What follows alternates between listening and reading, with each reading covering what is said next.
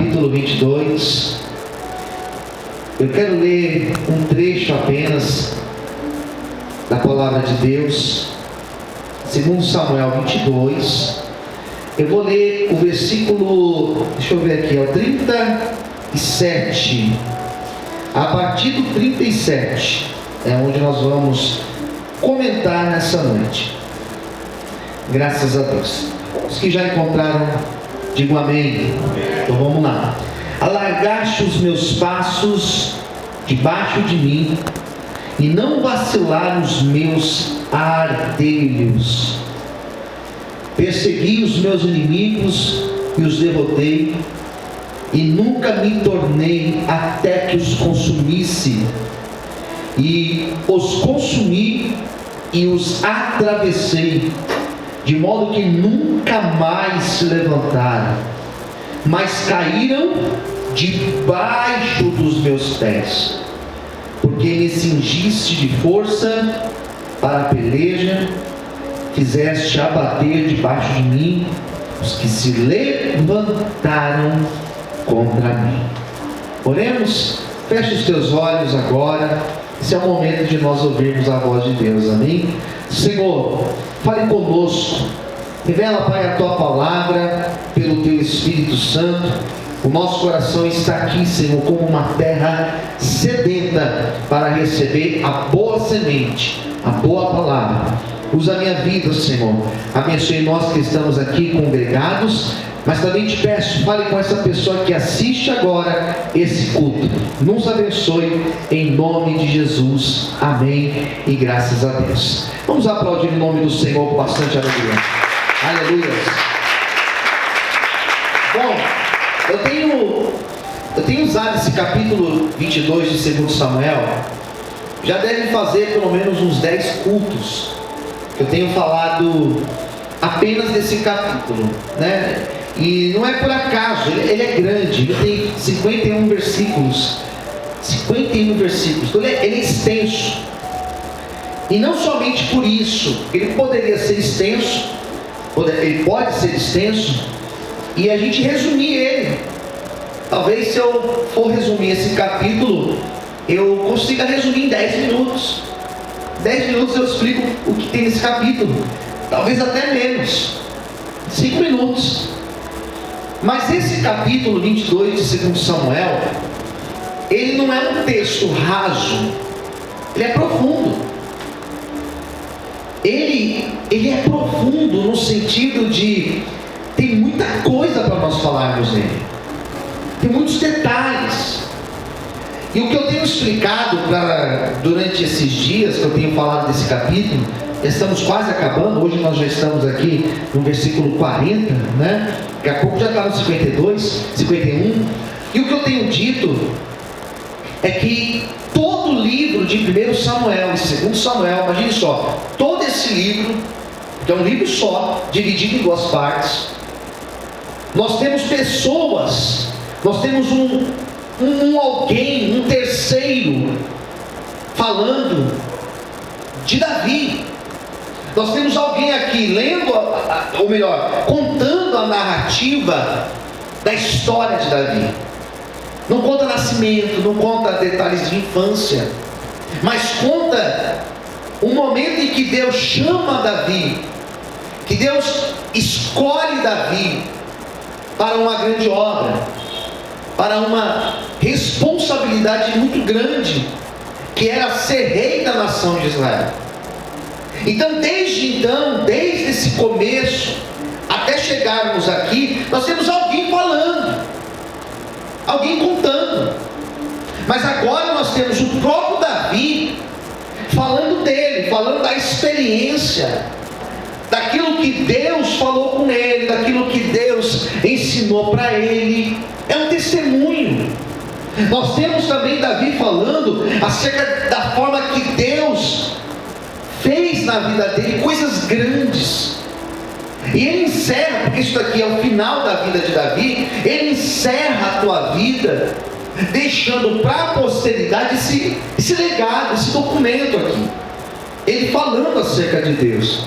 E se nós olharmos para todo esse capítulo, e principalmente para esse trecho que eu li, síntese da vida de Davi.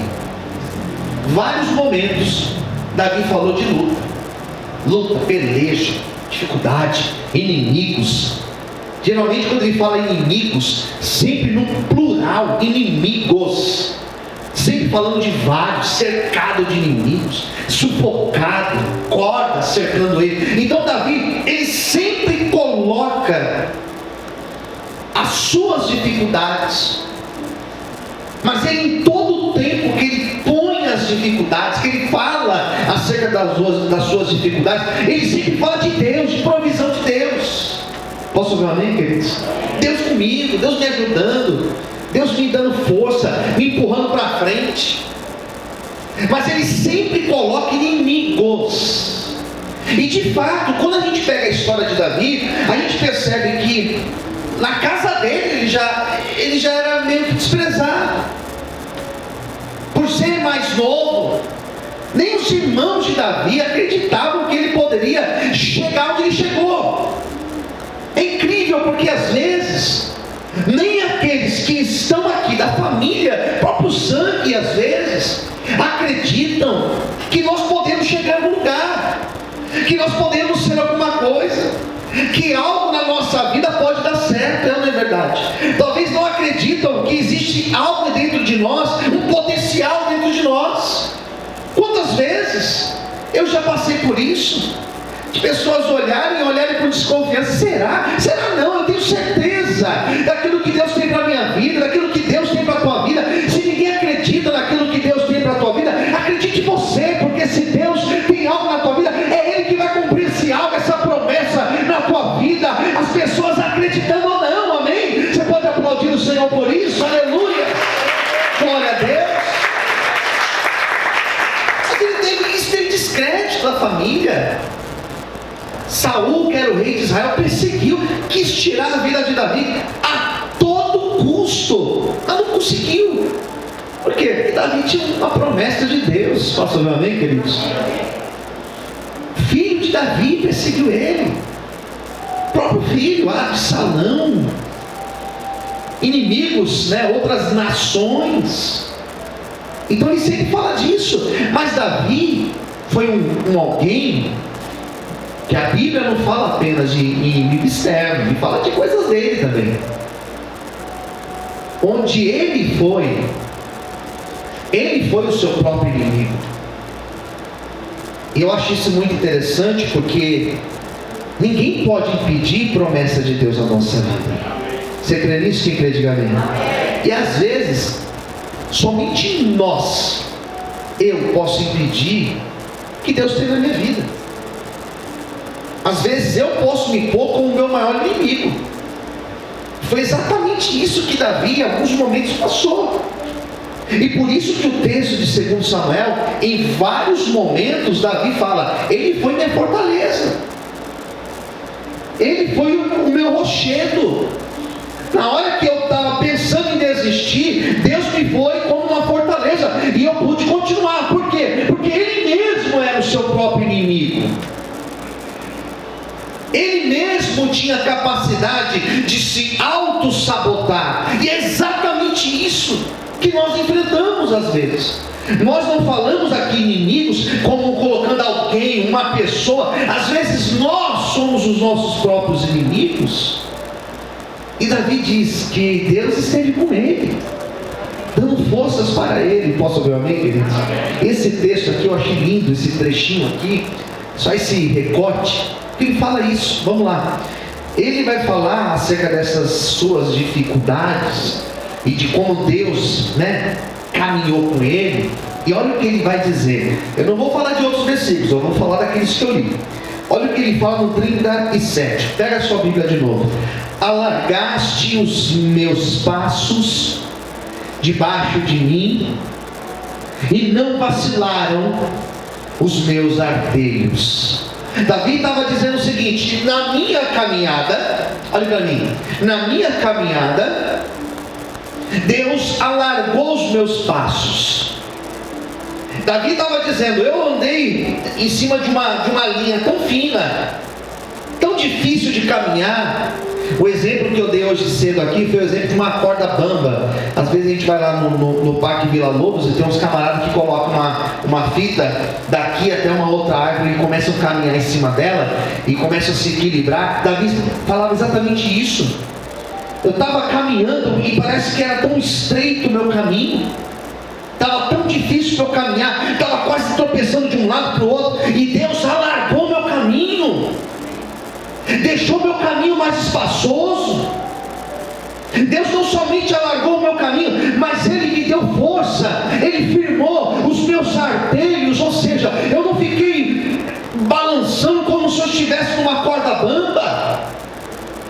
Na hora que vinha a luta, eu estava firmado. Na hora que tinha problemas, que enfrentava dificuldades, Deus me deu não somente resistência para suportar, mas Deus me deu estabilidade para que eu pudesse ter um equilíbrio emocional para enfrentar as minhas dificuldades. Isso é Deus que faz. Isso é Deus que age na nossa vida e alarga os nossos passos para que nós possamos caminhar, com segurança e caminhar até chegar lá onde Deus quer nos levar, até chegar lá onde tem promessa de Deus para a nossa vida. Por isso, se hoje você está com dificuldade, parece que está numa corda bamba, balançando de um lado para o outro, Deus vai te dar estabilidade nessa noite, estabilidade emocional, financeira, aquilo que você precisa para que você possa caminhar e chegar até lá onde Ele quer te levar. Quantos podem aplaudir o nome de Deus e exaltar o Senhor essa noite? Aleluia! Amém, queridos? Então esse primeiro momento, esse primeiro versículo, ele fala da ação de Deus, da intervenção de Deus na vida dele. Deus foi o meu chão. Deus foi o meu chão para eu pisar. Deus foi a minha sustentação para que eu pudesse pisar e para que eu pudesse pisar em segurança. Posso ouvir um amém, queridos? Exatamente isso. Exatamente isso que Deus foi para Davi em muitos momentos. Que eram momentos que parecia que ele estava numa corda bamba e Deus foi lá e deu chão para que ele pudesse pisar. Daí vem o 38. O 38 vai mudar. Olha a mudança que dá no 38. Isso que é importante a gente ler com carinho e sem pressa. Olha o que tem o 38. Agora já não é mais Deus. Não é mais uma intervenção de Deus ou uma ação de Deus. Agora é uma ação dele. Olha o que ele disse: persegui os meus inimigos. Eu persegui os meus inimigos e os derrotei, e nunca me tornei até que os consumisse. Agora não é mais uma ação de Deus, mas é uma ação própria. Ele está falando dele. Eu persegui os meus inimigos. Eu tive a ação de perseguir os meus inimigos. E eu só voltei depois que eu já tinha destruído e consumido e derrotado todos eles. Davi está dizendo, queridos, entenda, quando a Bíblia está colocando que Davi teve a ação de perseguir os seus inimigos, isso daqui é literal, porque Davi foi um homem de muitas guerras. Mas como a gente aplica isso daqui, pega esse texto e aplica para o nosso dia de hoje. Como que a gente persegue os nossos inimigos? Então eu vou lá resolver. Então eu vou lá colocar minha mão. Então eu vou fazer uma oração aqui contrária, e Deus vai quebrar as pernas daquela pessoa, e Deus vai destruir a vida daquela. Não é isso. Não é isso. Então eu vou orar aqui, e Deus vai se vingar, e Deus vai humilhar. Não, não é isso. Não é isso. Deus não é um Deus de ódio, de rancor, de mágoa. Amém, queridos? Quem entendeu, diga amém. Mas quando ele fala, eu persegui os meus inimigos, aquilo que nós podemos aplicar é que aquilo que é inimigo na minha vida, aquilo que é negativo, aquilo que veio para me destruir, para me derrotar, eu vou orar por esta causa, eu vou orar por esta situação, eu vou me posicionar como um homem de Deus, como uma mulher de Deus, e eu vou orar, e eu vou clamar, e eu não vou deixar de orar até o quadro mudar, eu não vou deixar de orar até eu ver a obra de Deus